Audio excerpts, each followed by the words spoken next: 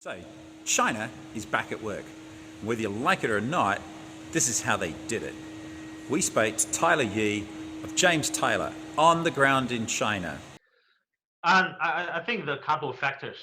And number one, wearing masks. That's very important. And China doing really well on it. The government actually made it compulsory even now. So I got my mask here. If I going out, I need to mask up like that. Yeah. And yeah, so that's number one. I think number two is the China is very digitalized, fully digitalized now. So everything you have basically is here.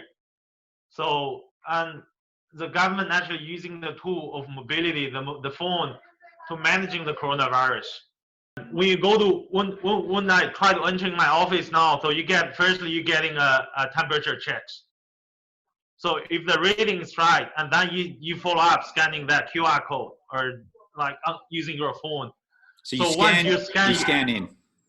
Yeah, you scan in. Once you scan your QR code, basically you logged it in.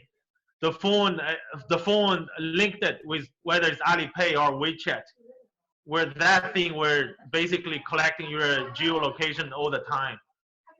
So everyone in China been giving a code. If you are healthy, you never get in touch with anyone who been quarantined, and you have a green code.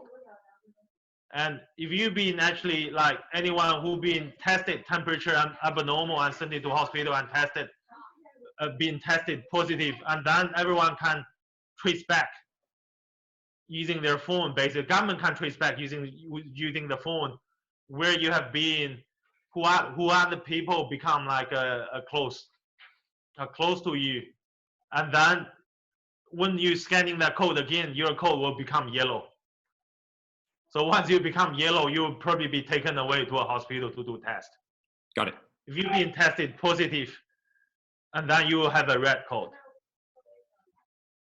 And anyone who have a close contact with the yellow code or with the red code, your code will temporarily become red as well. If you're scanning the code and become red, you will be taken away straight away. I mean, it's very efficient. Yeah, it's very, very efficient. Straight away, the government can quarantine everyone who have the risk or who are already being tested positive. It's very clever. So, I mean, very clever. Yeah, we've been doing that. We've been enforcing that, I think, for about 8 weeks. And it's really strict. Everywhere you go, you need to do it. So if you found you are risky, you are yellow code, and you need to go to hospital, you're basically being forced to go to hospital straight away. And we've been doing that for 8 weeks, and then the number have showing and going down very dramatically. So I went to Xinjiang basically on the government charter, where government try to bring workers from mainland and back to Xinjiang back to work. It's a back to work flight. So it's full of workers there.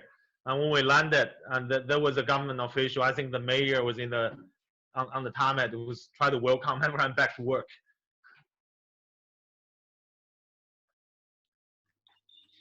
And then James, can you put the next slide?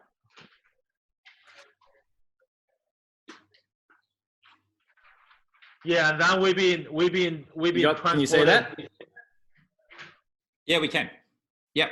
Yeah, we've been transported into a quarantine truck, a quarantine bus, and you see everyone wearing masks. And then we've been taken to a hospital, a local hospital, to do, and we did the blood test.